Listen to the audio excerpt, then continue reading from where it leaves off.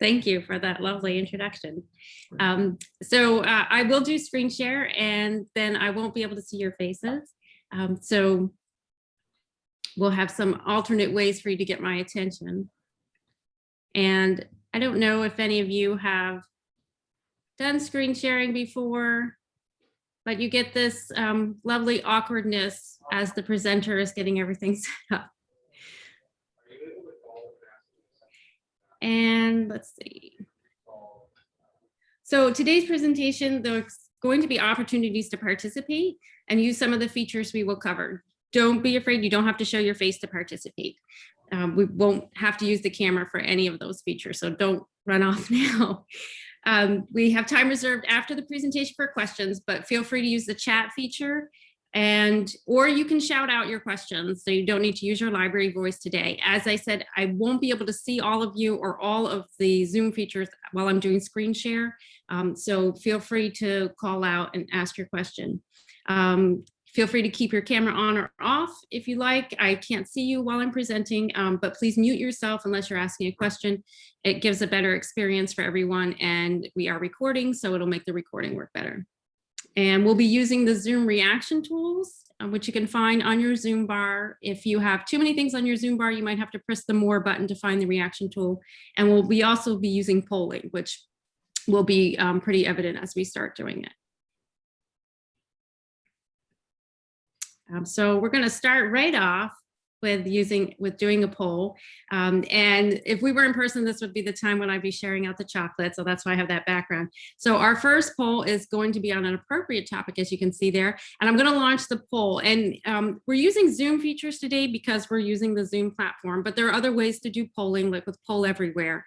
And there's a quirky thing with polling is that the person who creates the meeting has to create the polls. So I wasn't able to create the polls. I asked my friends there to create them for me, but you can make someone a co-host and then they can launch the polls. So I can go ahead and launch the poll and it should come up on your screen and you're able to answer one of those questions. So far we've got a lot of dark chocolate lovers out there. And the poll shows me how long it's taking. It shows me how many attendees I have and how many people have participated. So this is helpful when you're doing a session if you want to see who's participating, and especially if you have students, then you know, like Johnny's got his camera, he's connected, but he's not really connecting with you. So 95% have answered, and I know that we have librarians here because nobody picked no chocolate, and only one person picked white chocolate, and we've got 11 people, or 55%, are voting for dark chocolate. So if I were voting too, I'd be tossing right in there with the dark chocolate. That's my favorite. And so then I can do the end poll and I can share the results with you. So now you can see the results. So this is a cool thing to do with polling. It's anonymous. I don't know who said what, but then it really is to help you get people participating in your session. So I'll stop sharing the poll. And then, okay, so polls can serve various purposes, and I'll talk about polls more as we go on. We started with what is an icebreaker type poll. You can use this. It's a low stakes, fun activity. It's great to do if you're waiting for people to arrive. We had a bit of chit chat there as people were joining us today, but if you have students or if you have people, it's a great way to get people, participating, and they have an opportunity to ask. I know you're all Zoom experts. You've had meetings about using technology, but sometimes people don't. So it's a good opportunity to help people with that. Another type of poll that you can use at the start of an instruction session can address either learner status or demographics. So I have a second poll for us today. And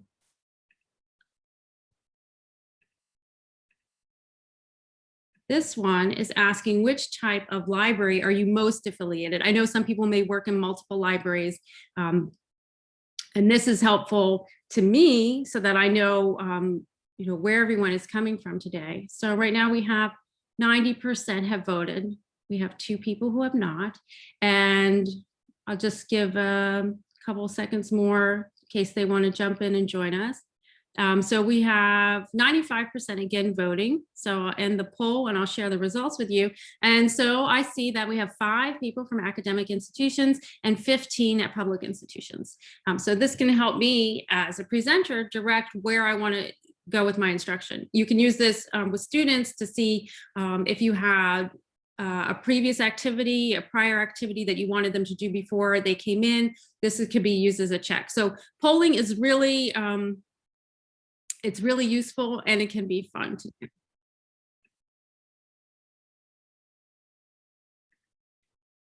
So I'm going to start talking about why I began designing virtual library visits. There were 2 things that really were the impetus for this. And the first was I was a school librarian before I took this position as an academic librarian here at TC&J. And when I left, some of the teachers were upset and they asked if they could continue, if I would continue to work with their students, if they could bring them here to the college library. The school that I was at is about an hour and a half away from here.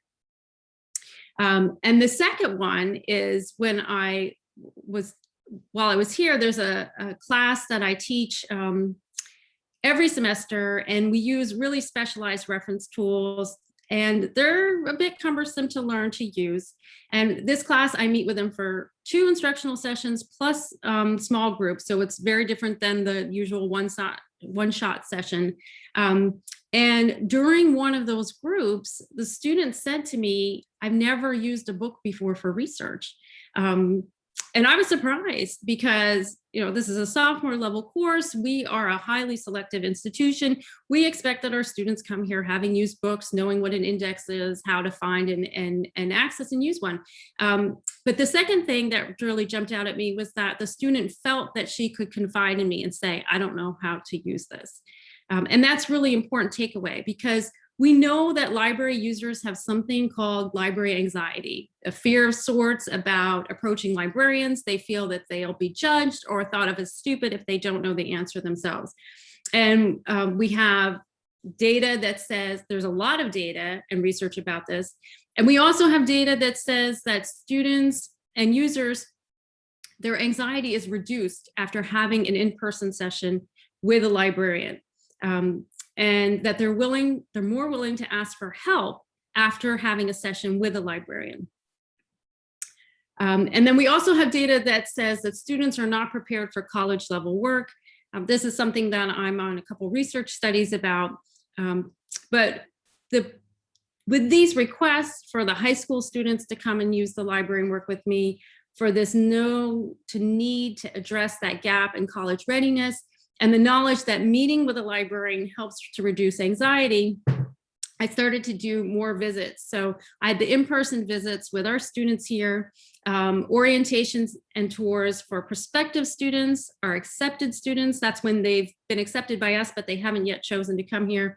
Our first-year students, transfer students, and then through collaboration with librarians and teachers at high schools, it started with that high school that I had been working on and expanded to other high schools. I provide instruction sessions and tours for high school students. And so I was presenting about this work at workshops and conferences, and I was asked if I could expand this outreach without requiring a campus visit, because all of those students were coming to us. And so that led to the virtual visits. And that was, it started with using Skype.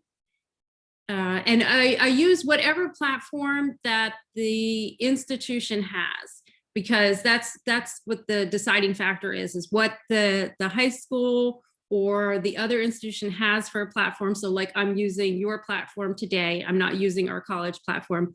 And so you need to be a bit flexible about which technology you're going to use for all of these things. The virtual visits, and then I was talking campus about the virtual visits, and professor said we have global students, so they're all over the world for some of our graduate classes. And she said, I want them to have a library instruction session with you, but they're all over the world, all different time zones. How can we do this? And so that led to the creation of the video visits. Now there are benefits and challenges for each of these formats. So an in-person visit, gives you time. You have real-time library experience with a librarian. You have opportunities to ask right there. You don't need any technology or internet access, but it does require travel to the library, which has time costs.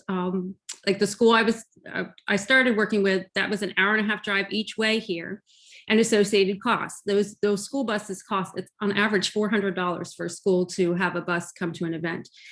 So there are costs, depending on how many buses you need, cost and time. And then it also can't be saved for later. So if you have students that aren't there to participate, they've lost out on any getting anything from the event. Now, the virtual visits, you again have real-time library experience for the librarian. You could ask questions because it's happening in real time. We've now no need for travel, so we save the time and the cost there. And we can record and save for later. Like, unfortunately here, they recorded me, very unflattering image there. It does require technology and internet access, which now we're getting better with that. I know here that they're getting better about getting access for students. We provide laptops, we provide hotspots. So I think that will improve as we go on. But you're also not physically in the space. So for the virtual tour that I did this week for our incoming accepted students, we had still photos of the library rather than, being immersed in the experience. Video visit, now it's saved for later. So like our visit today, allows for asynchronous access to information. People who can't be present at the time, the global students, the people who have a conflict right now, they can still have access to the information of the programming. It provides some connection to a library, which is why, even though the images are not always flattering, I do always include myself in the video. So you do have the option of the video. If you look at this one, you can see I'm up there in the little picture-in-picture. You have the option of not doing that, of just having the video show. I'm showing that database here, just showing the database screen share. But there is something, we have that from the research that says having that experience with the librarian helps reduce the anxiety. Even that little bit of being able to see me talking in there can have that effect. So that's why I do it. It encourages, I've seen students back in the before times when we were in person, and I was at the reference desk, they have approached me and said, oh, I saw you do a tour, I saw you do an orientation, I saw your video, and I knew I could come up and talk to you. So that's huge. And again, with the video, we have no need to travel. We save the time and the cost, still requires the technology and internet access. And a real strong thing that is a negative is that the patron has to contact you with any questions. You're not there in the real time for the questions. So again, a reason why I encourage use of the video of the librarian too, to help build that connection. So everything was going great. And then on March 12, 2020, that's the last day I was in my library. It was supposed to be 2 to 3 weeks. It was not. I'm still here. And so then my high school students weren't in the library and my college students weren't in the library. I was not in the library, and we moved to what's called emergency remote teaching. And we went from just having students and patrons that said, I've never used a book before for research, to tenured professors saying, I've never used a library management system before for instruction. So we needed to move online right away. We were fortunate it was spring break, so we had a week. I'd already been using and teaching how to use Zoom. We used it for planning for Jacqueline Woodson, the National Ambassador to Young People's Literature. She visited the college in 2019. So we used Zoom for planning. Before that, people were traveling all across the state. I know we're a small state, but still, hours of travel to meet together. And also for collaborating with co-investigators on research studies. Again, we're traveling across the state, trying to organize schedules with a dozen different people. And then those associated travel costs, requests for leave. And so just like with the student visits, using Zoom saved us those costs. It made it easier to organize our schedules, but we did miss the cookies. So because I had been already working with virtual and video visits, I was able to transition these visit formats to fit our new reality for instruction. I was able to jump right in during spring 2020, providing synchronous virtual sections and consultations. And then during the summer, I revised the videos I had and added new videos to provide asynchronous instruction. Online consultations replaced in-person visits and reference interviews. And I'm really pleased with how reference works online.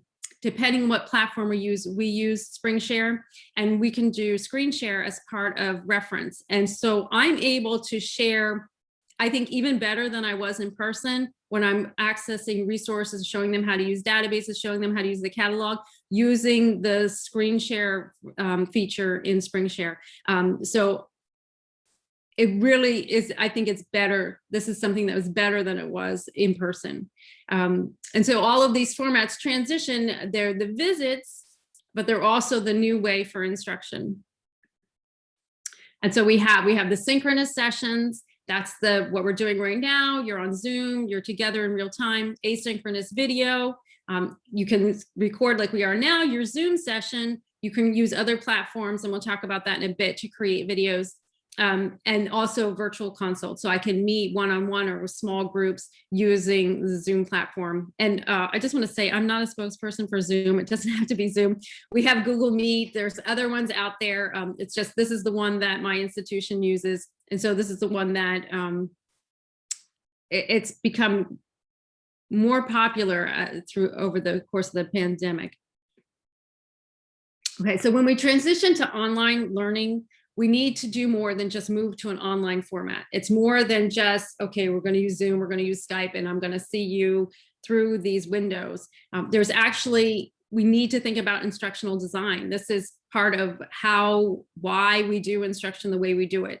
And when we had the emergency remote teaching, that's when we jumped right in and we just had to put everything on camera. But it's more than that. So emergency remote teaching is what we did last spring, last March, when, March 14th or whatever, when I was back. But online learning is designed to be online. So we think about things and why we do them online. There's all of these variables that factor into online learning. Depending on what type of instruction or programming or activity you're doing, you may look at all or one or some of these when you think about it. I mean, the very first one, modality, that's, if you're online, if you're blended, or you're face-to-face. And if you're online, then we have to think about, okay, well, why? So like the third one, student instructor ratio, class size. Today we have 2 pages, if you will, of windows of participants. That can be difficult to do with an online group when you can't see everybody, you can't see all the windows at once. It works better for things like lectures or meetings when you don't need to see people, but when you're interacting with your students or your patrons in an activity and you need to see them, then maybe you make, like I have, instead of the class meeting with the class once, we split the class in half and I meet with the 2 separate sections so that we can have a more connected experience. So each of these things is something that you need to think about when you're planning your instruction online. The second to last one there, is it asynchronous? Is it synchronous? Is it a blend of that? That's something, we've touched on here. With my classes, I meet with them synchronous with the virtual class. I provide a video that they will watch before we have that meeting. So that's the asynchronous session. And then I provide asynchronous video. So for them to refer back to, so they can look at it at any time. So it's really a blend of all of these different forms of a communication. So each of these things, I'm not going to read them all to you, but each of these is something that you need to think about when you're planning for online learning. We're not the emergency situation. This is online learning. There's the pluses, there's positive things about online learning that you want to plan your instruction using all of these features.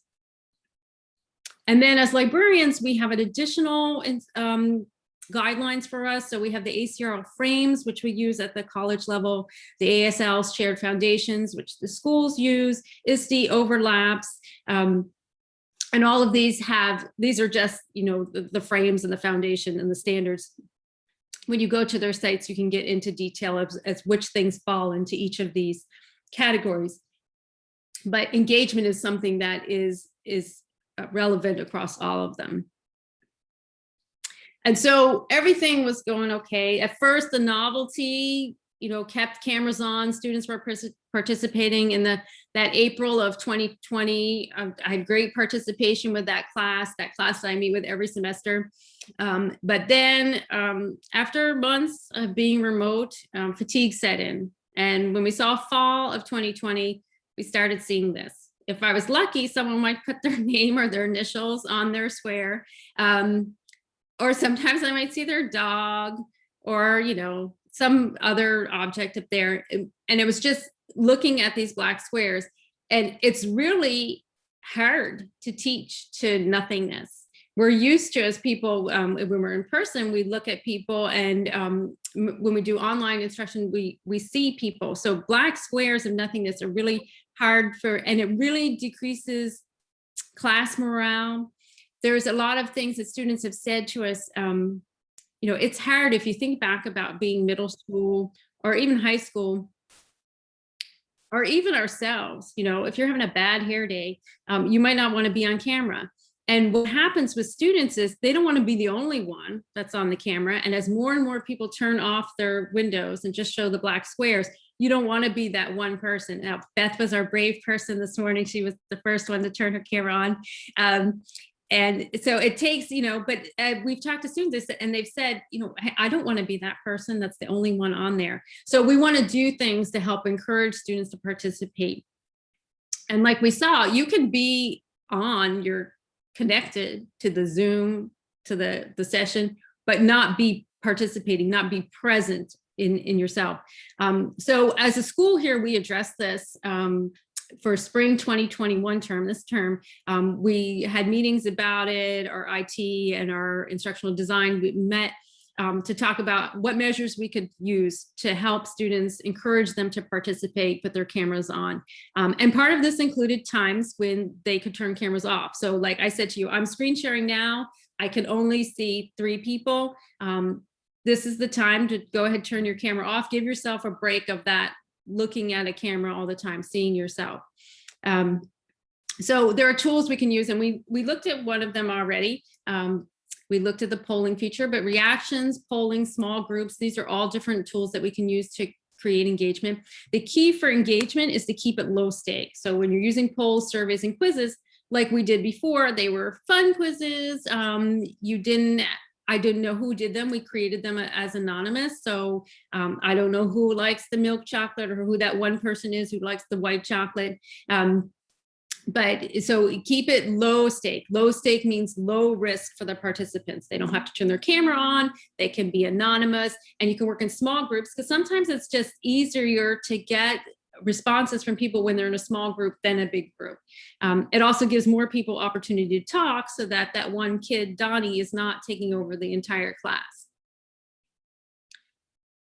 So we're going to do some engagement activities. The first one I'll just talk about. We don't have to do this one. This is called Show and Tell. This one uses the camera, and you can choose different prompts. This one is I'm ready. So in this case, you've asked the students to bring something to class, to be prepared for class. And you ask them, does everyone have their items? So maybe I asked everyone to bring their phone to class today because we're going to do some Kahoot and I want you to be able to use your phone. And so you say, does everyone have their phone? Share your phone. So then everyone does it. And if you're doing a program and you sent out materials or you had the patrons pick up the materials to do that craft activity with the to go along with the book read, you can say, okay, does everyone have their butterfly kit, or does everyone have, whatever the thing is, and ask everyone to share it. And little kids love to do show and tell. So I'm telling you, the big kids, the high school kids and college kids, if you don't work with them, they like these things too. They really do. They like to have a book read to them. They like the picture books. So something like this, it's not as low risk because you have to use the cameras and it's not anonymous, but if you don't do it as a graded activity, then that reduces the risk a little bit. The second one, we're going to use reaction tools. So I will undo screen share so that I can see you using the reaction tools. And this activity is lower risk because you don't have to use the camera. We're going to use a fun question, which also makes it lower risk. So it's really about participating rather than getting some sort of assessment. I'm going to show you there's two different sets of reaction tools. So the one at the top is the one we have today. The one at the bottom, you can see you have some additional tools there. The first one, it's really hard to ask a question that has a no answer. So the only negative-ish response is the wow, kind of. You could say wow. The second, the more, it's not advanced, it's like a version that I guess we have at the institution level. It allows you to have the check mark and the X no on there. So I'm going to go ahead and stop the screen share. And our question is, how do you feel about today's weather? So go ahead and use your reaction tool there. You can find it at the bottom of your bar under reactions. And you don't have to show your camera, but go ahead and give a reaction. So Anne has got like the celebration, I don't know what that thing is, the streamers, and Vicky. And now I feel like I'm on Romper Room again. Martha and Chris and Susan are all got thumbs up. Let me go to the other screen. So we've got two screens here. Nancy has got that celebration. Okay, so everyone's, oh no, Denise has the wow sound. And so if I'm with my students, I might say, and Denise is showing her face, so I'm hoping she's not willing to be, not mind being put on the spot there. Denise, so you made the wow. What's going on today, Denise? Well, today it's not too bad, but we're expecting a big snowstorm. Snow, really? Yeah. Okay, we don't get snow enough down here.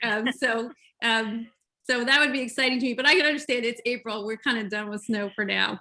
Yes. So, and I see Anne made a wow face too. So I don't know if Anne and Denise are near each other, if it's also a snow issue for Anne.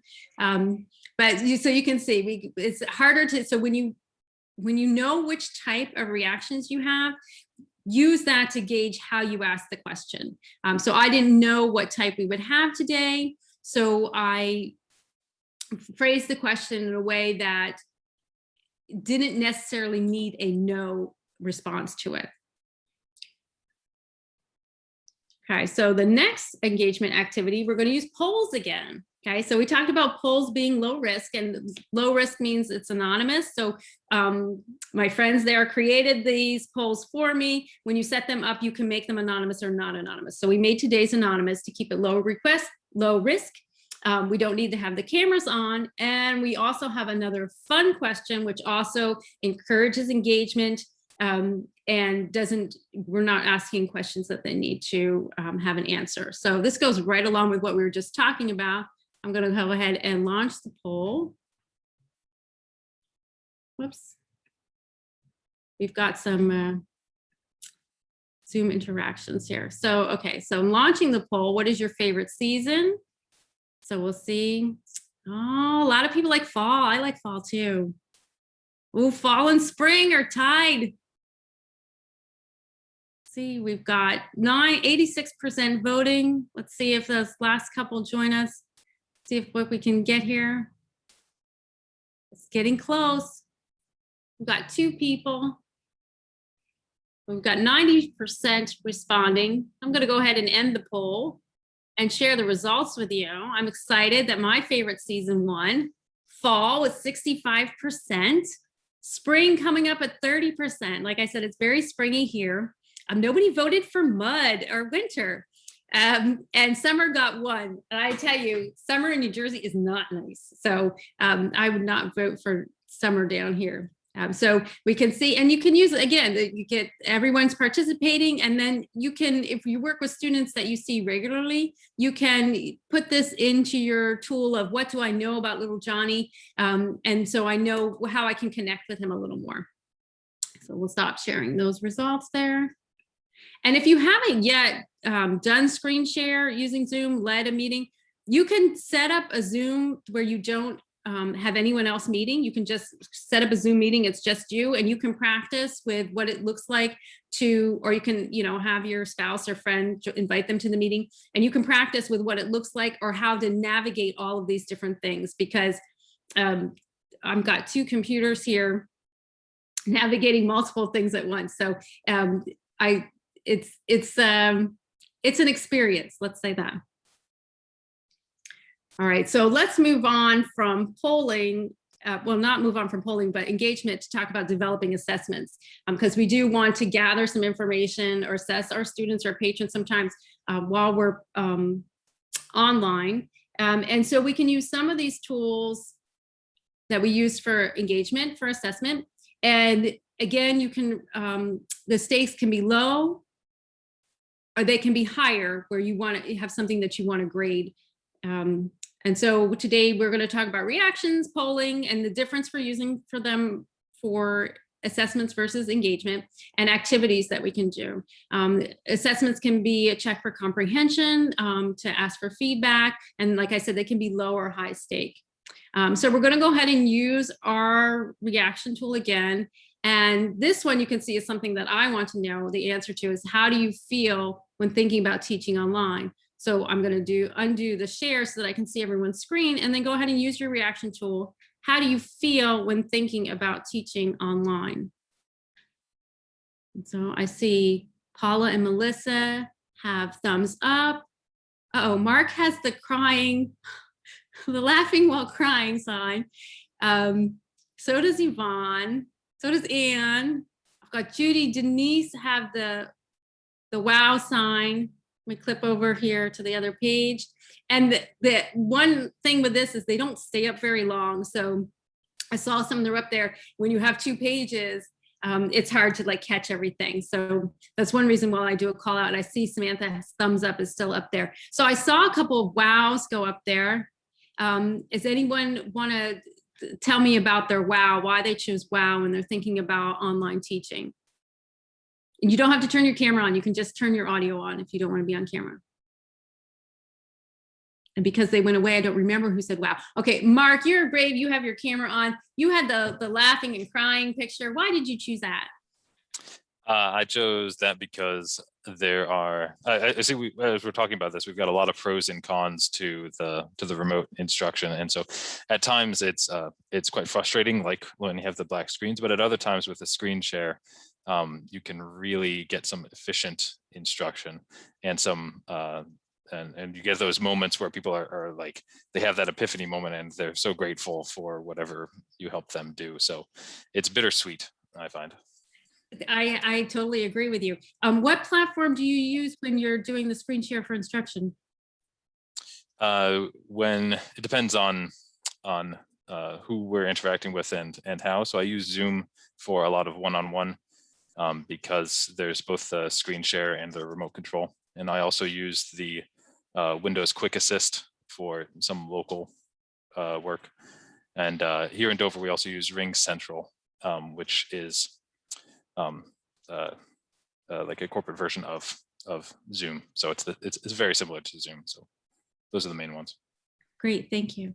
Did anyone else who had the laughing or crying or the wow want to share why they made that selection? Just feel free to unmute yourself if you'd like to. All right, and I see Beth is still showing her face. So Beth, if you don't mind me calling on you, I saw you put the thumbs up. Do you want to share why you had the thumbs up?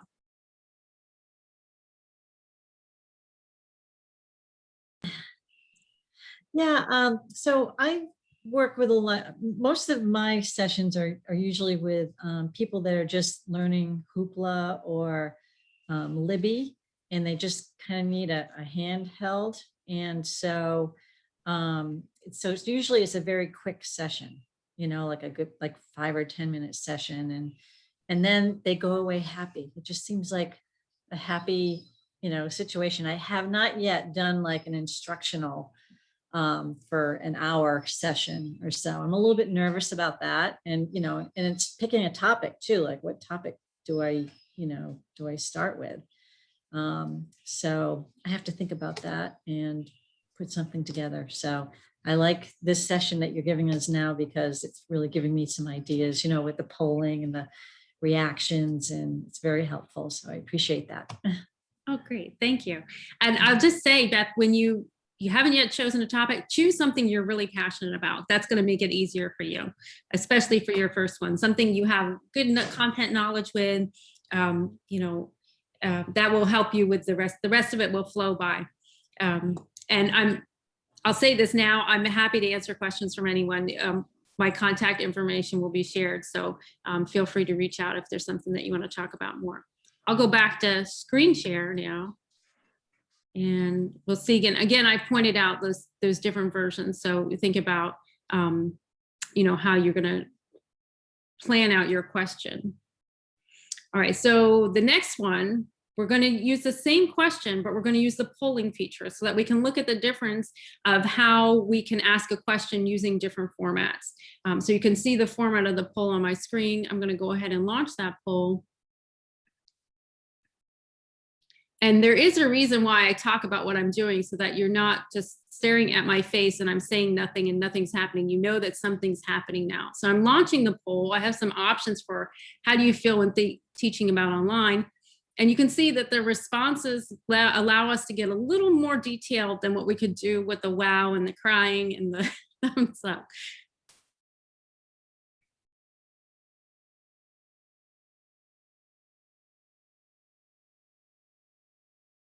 We have about half of, 2/3 now answering, and we really have responses all over here. So 75%, so we'll give the rest of you some time. Remember, it is anonymous. I don't know what you're saying unless you volunteer, like some of our brave folks have. We're up to 83%, so calling a little bit. And I'll give a couple seconds more in case those last 3 people want to vote in here. Now, if you're teaching a class or you have a session and you're using poll and you're at the point where you've got a couple people not answering, you might want to touch base with them later after the session to make sure that, one thing, that they're okay, especially since we're not in person. If you expect Beth to be there and Beth's got her camera off I'm sorry, Beth, you're on my screen so I can see you. And Beth keeps her camera off the whole time and you're off by, a number or 2, you might want to check in with Beth to make sure everything's going on okay with her. So I'm going to go ahead and end the poll. We have 91% voting and we're really all over the place. So I'm going to go ahead and share those results with you. We have 7 people who are excited and love it. 4 who are energized and can't wait to try. 5 who are exhausted and tired of looking at the screen all day. And I feel you. There are some days when I do 6 Zooms in a day, and it is exhausting. They're not all an hour long. I do the Zoom reference, which can go for, 10 minutes or sometimes an hour for reference. But I totally understand. 3 are overwhelmed and don't know where to start. And I'm hoping that we're helping you a little bit today. And like I said, I'm willing to meet with you. Not willing, I'm happy to meet with you to talk about how we can do that. And we have some question and answer time where we can talk about that a little bit. Someone's terrified and I really want to reach out to you. And also to the 2 who don't know, I really want to help you get feeling better about this.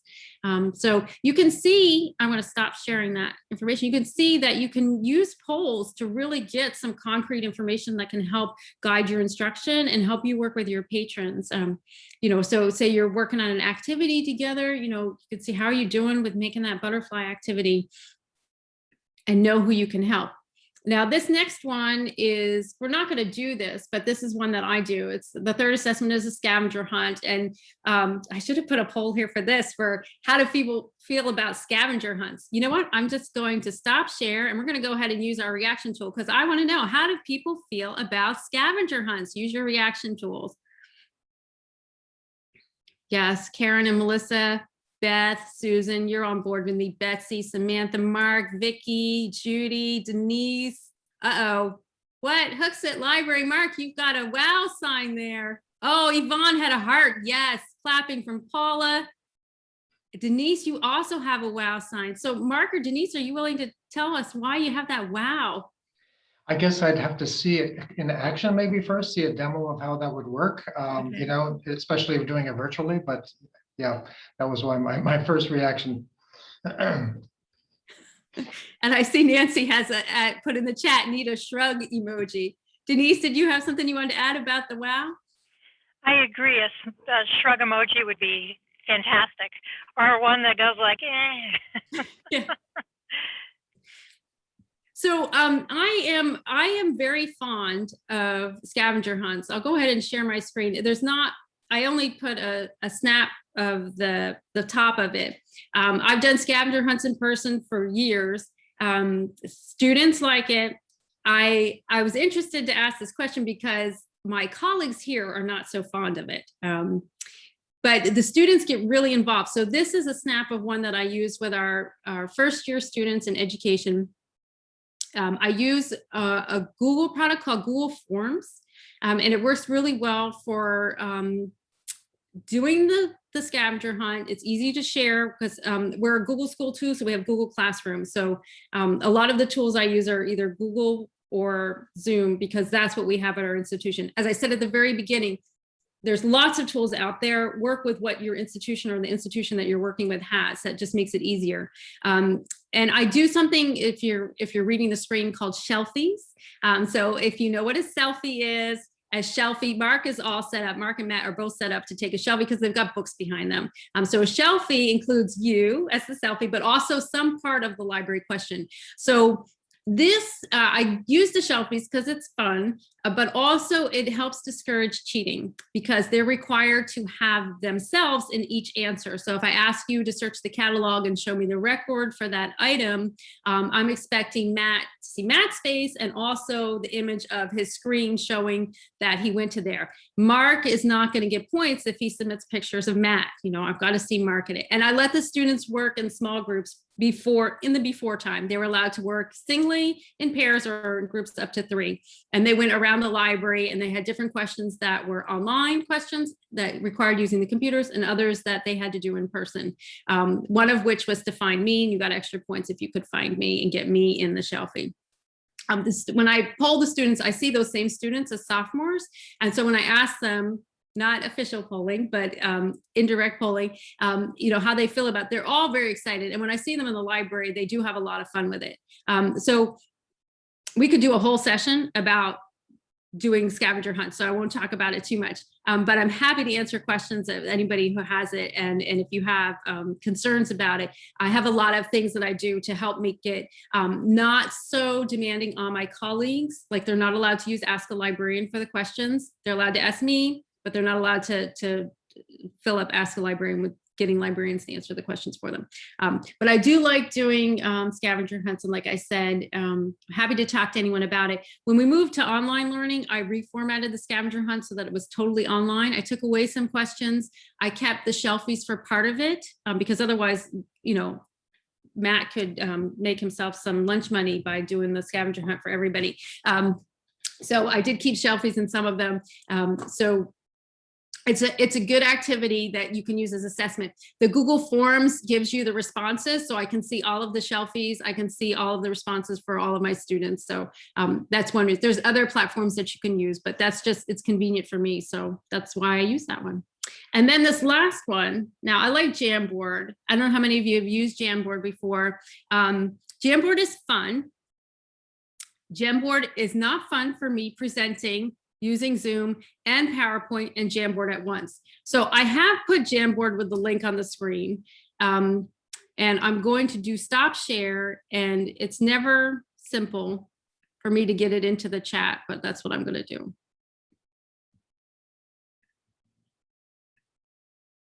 Is anybody able to get that off of there? I don't think so. I ask this every time. So what I'm going to do is I'm going to copy it and I'm going to put it into the chat. And then you can click on the link. Okay, it's in the chat. Yeah, we see it there, Rebecca. You got it. So you can click on that. And I'll get my presentation back up again.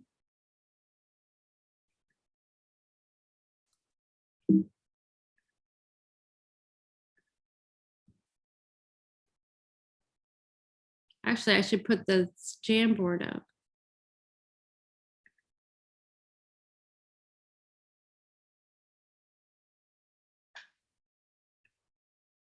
This way.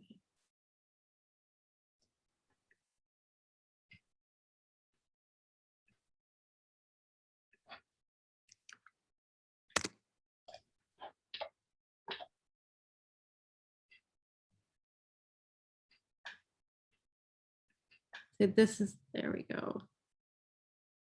Almost seems like a whiteboard, huh, Rebecca? Yes, it is. Yeah. And there is a whiteboard in Zoom. You can use there's a Zoom board too.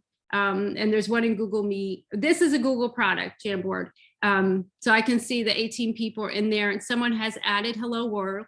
Feel free to go ahead and, post on the Jamboard. Over here on the side, there's a pen, there's an eraser. The sticky is the one that people really like to do. So there's a sticky, you can move it around. The pen has different features, so you can pick different colors and you can choose marker and blue and made a swirly on there. So it's a fun activity. It's a good thing to have to start the class, like if you're waiting for people to join. And it's also, I've got a picture of something. Those chairs look nice. It's also good at the end of a session or class. Oh, so there, I got some feedback. So it's just, that was perfect. Whoever is Camel, you can see it's, I don't know if you can see, but I can see it's anonymous. So people just have little fun animal shapes up there to indicate who they are. So it can be anonymous, so low stakes, which is great for when you're asking for feedback after a session from students, because sometimes they want to say something they don't want to be on with it. And I see a lot of people having fun with the drawing tools. So yeah, it's cool. It's really cool. And students like it, adults can have fun with it. And so it works really great, except it always gives me grief when I'm doing Zoom and PowerPoint and getting the Jamboard up.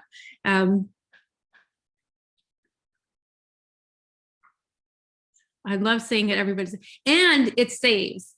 So I have a couple more Jamboards to show you, but it saves so you can capture what everyone is saying. Now I want to show you because it's not always so simple to do the share. So I'm going to show you here on the screen under share. This is what it comes up. I'm the owner. This is what it's set up. And you may think, okay, it's all set. You have to go here under change because it says all those things because of how I set it up.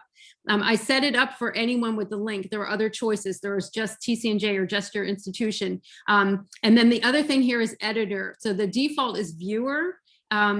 And that means you could just look at my Jamboard, but you wouldn't be able to do all the writing on it. So you need to change it to editor. And then you also need to, you can see there's restricted, there's my institution, because again, this is my Google account through the institution TCNJ. And then anyone with the link is what I use today. Rebecca, we're not seeing what you think we're seeing. Oh, you can't see that? Okay. So maybe that's not shareable. Are you seeing the Jamboard? Nope. We're seeing your slides show without the slides fully showing. Oh my gosh, I'm so sorry. See, to me, it looks like you're seeing the slideshow. All right, now are you seeing the slideshow? I mean, the Jamboard. No. Yeah, we do see your open the PowerPoint slide there, Rebecca. That's what we're seeing right now. Sharing is paused. All right, there's a big I orange. see the Jamboard because I clicked on the link that was in the chat. Oh, did everyone else not click on the link?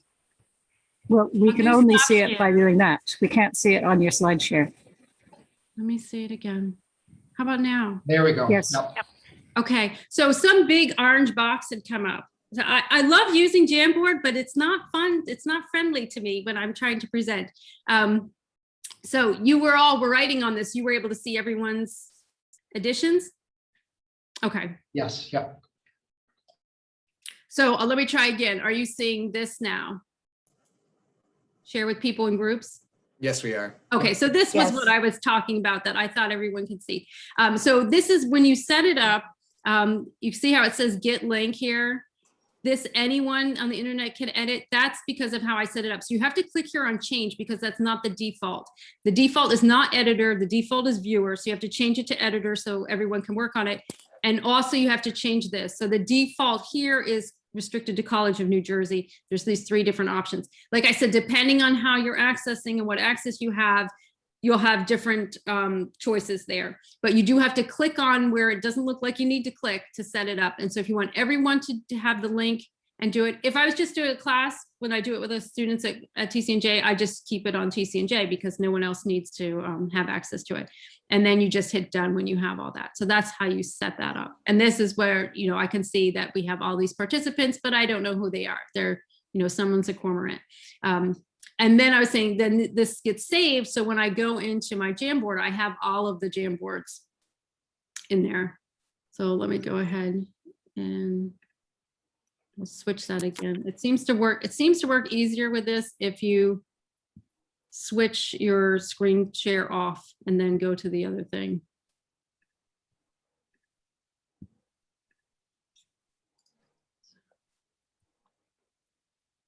Okay. All right, so we talked about the scavenger hunt already. It changed screens on me during all of that. And that was the Jamboard. So let's talk a little bit about going forward, because now when I first signed on, we were talking about, you know, we have a new normal coming, you know, where people are getting vaccinated, people are starting to go out. We're talking about opening up here anyway for fall term. As whatever normal is. And there's things that we can take away from this past year of doing things online. We can continue to build those connections among academic, public, and school librarians. I don't feel like we connect enough, you know, across it. So I think it's great here that we have librarians from different populations, if you will. But that developing, when I started with developing the programs for the high school students to interact with college librarians, all of this cross-library connection is really important for us to build on.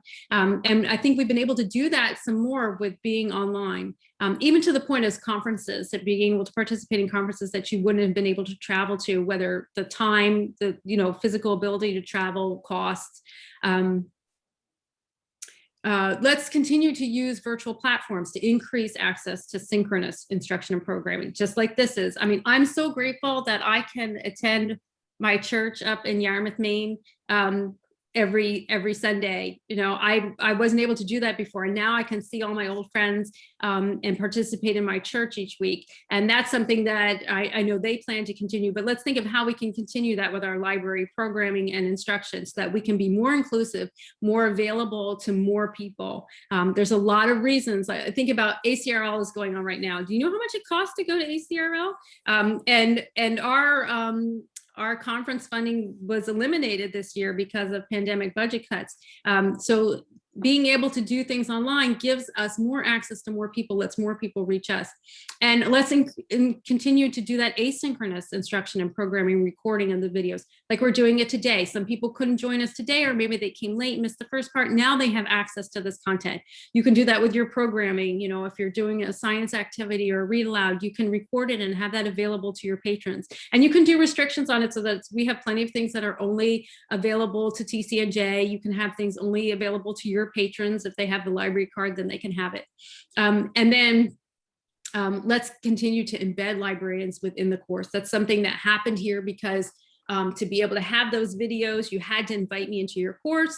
So now I'm more in the course, I'm more contacted with the students, more connection. The students are willing to ask questions because they know who I am and that I'm here. I'm not just, you know, that scary librarian who you're afraid to ask questions of. So I'm really hopeful that we'll all take aspects of this virtual learning with us forward into the new normal and really make things a better world. But it allows more people to connect with the library. And so I told you I used the Jamboard. So I used the Jamboard and to create this list of resources. So we talked about communication tools. We use Zoom today. I talked about using Google Meet and Skype. I did make this. Gotta move my window here. I do have a link so that you could add to it. I won't do that right now. I'll do it when we stop doing screen share. A video platform. So for my videos, I use something called Kaltura, which again is what we have here. It connects with our learning management system that we have here called Canvas. You can certainly use other things. I've used Zoom. Zoom works really well. And you know what? They do the transcript, I don't know if I'm saying the right thing. It's not transcript. It's the captions for you, which is something that you have to be ADA compliant. So they do the captions for you, which is great. Camtasia is another one, and Screencast-O-Matic is one that some of my friends use. Some activities, we use Jamboard, Poll Everywhere if you haven't used it before. If you're not using Zoom or a platform that includes polling, you can use Poll Everywhere. It's real easy to use. And Kahoot is another great one for activities, and Flipgrid is another one. So I know I'm just tossing some names out there, but feel free to ask questions. Learning management systems, so like Canvas is, a lot of colleges have Canvas, some have Moodle, and a lot of public schools now have Google Classroom. And because we have education school here, we have Google Classroom for the School of Education, and we have Canvas campus-wide. So that's just some resources. I know there's a ton of things out there. There are so much technology out there. So I encourage you to pick just one site or blog that you want to follow. This is one that I follow. I do not know him personally, freetechforteachers.com. Sometimes he has videos, really short things that you can click on. I follow him on Facebook, and so like I'll get the pic come up as I'm scrolling through, and I can decide if that's something that I want to check out or not. So I think it's very user friendly. He uses video format and also text content format, and he has great ideas that really work for teaching at all levels, and also would work for public library for presentations and all. So, and then there's archive in there, so you can go back, you can search. So like say you like Jamboard, you can go there, you can search his archive and see what he had to say about Jamboard. And references, because I'm a librarian, of course I'm going to give references. I cited some resources there, some slides with some data. And at the bottom, all images of my students were used with their permission.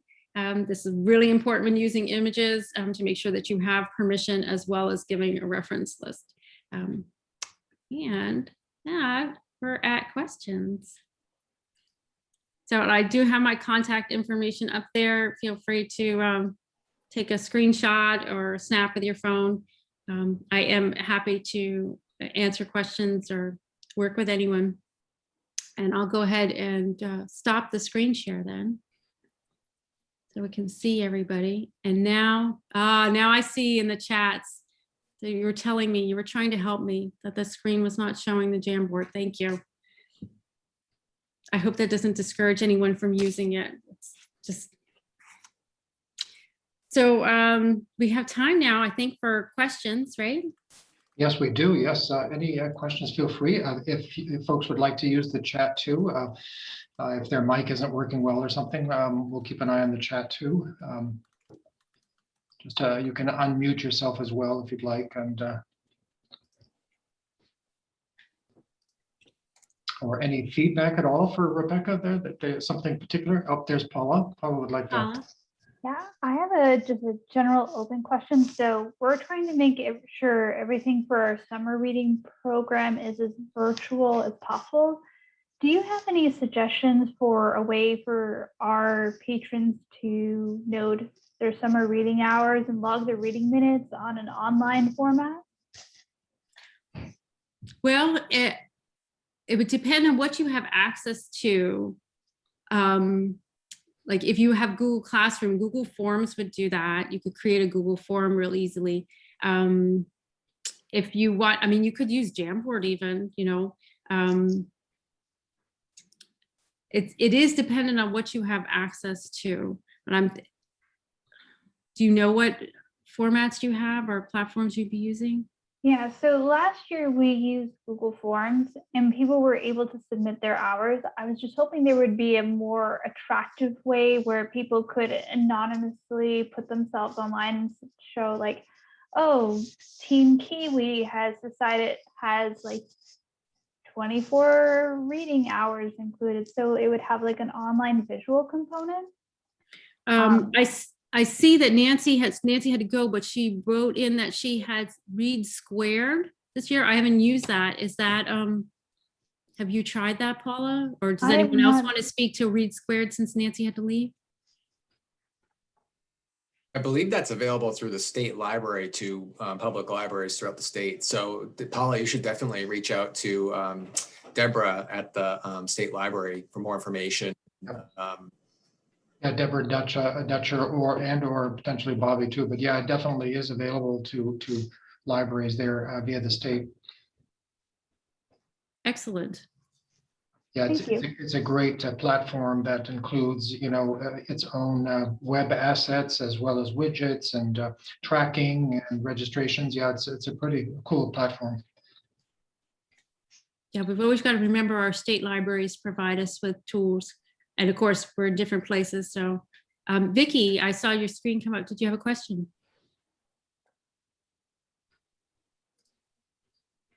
There's two Vicky's. Vicky Sandin, if I'm saying that correctly.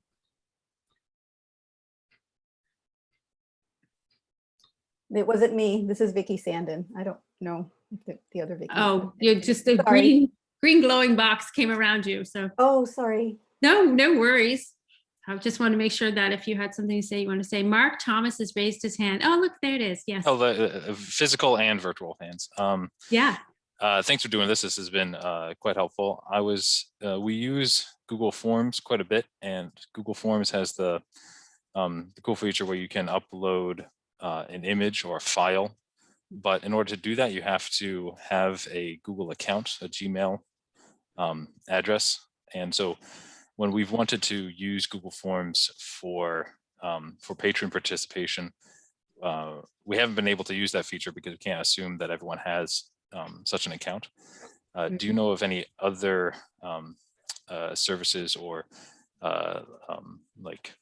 quizzes or survey resources where people can upload files? Oh, wow. Yeah, because we get used to what we have access to. And that is true about, you have to have the Google. I use it because all of our students have access. They all have accounts. I see. I think Mark had an idea. Mark does. So we use Zoho Forms. I don't know if you've ever heard of Zoho. Check Zoho Forms. They do allow you to upload documents, pictures. Yep, there's a file upload function.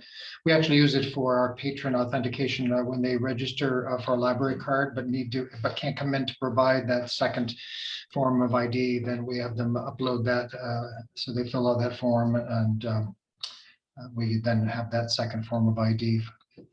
Is that open source software, or is there a? Oh, yeah, so Zoho Forms, it's actually an online service. I'm not sure if it would be considered open source, but certainly it is a very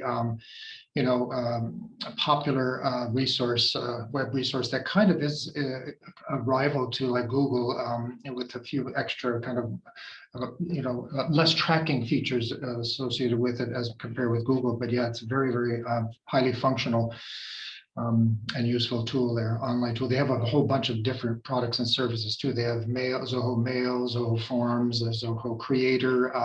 Some are paid plans and some are free. So you can certainly take advantage of the free version. And is that, how do you spell that? Z-O? So it's Z-O-H-O. So Zoho, yeah, that's the, here, I can put it in the chat here.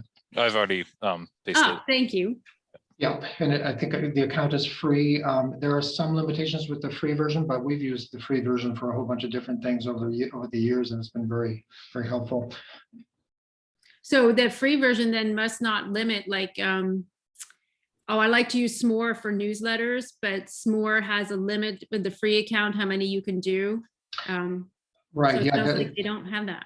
Yeah, I mean, the only limit that I'm aware of for the Zoho Forms, for instance, is how many folks you can allow to participate as sort of co-editors or whatever, but otherwise it's pretty open with lots of feature settings there, especially with your forms. And if you do surveys or such, you can do lots of very useful features that expand it quite a bit, including word limits and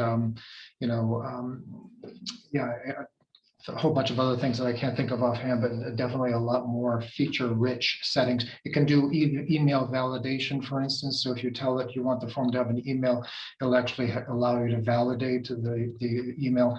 So yeah, there's a whole bunch of extra nice features there that make it a little bit more powerful form solution than Google does. Cool, thank you both. It sounds like it would definitely, I could use that to do what I do for scavenger hunts. Because it's the same kind of thing where you need to upload, they need to upload the shelfie or the file. Right, right. So another resource. Anyone else have question, comment, feedback, a resource that they have in response to someone else's question? Matt, you. Yep. Rebecca, I was just going to say, I really liked that research you shared about decreasing students' anxiety about coming to the desk and getting help. And I think that really applies in our public library world too. You know, we probably have all seen it anecdotally where we do a Zoom session on a topic and then, you know, you start getting emails from patrons with follow-up questions. And then next time when they can actually come into the building, you know, they come to the desk and they come find you and they seek you out for more information and more things. So I thought that was great. Yeah, that's so true. I kind of have to fight here to do these classes called 099. It's like the orientation class for each department or school, because you get like a half hour, maybe 20 minutes to tell them all about the library. But I do it in part because I get a huge return of people contacting me, either email or coming to the reference desk and doing exactly that, saying, I remember you. I feel like I can ask you a question. And so that's why I'm really adamant that even though the pictures aren't always flattering, I do include the video when I do video instruction, because I think it makes it, I can tell you now, like Beth turned her camera on right away. And for me being a presenter, I knew there's a friendly face.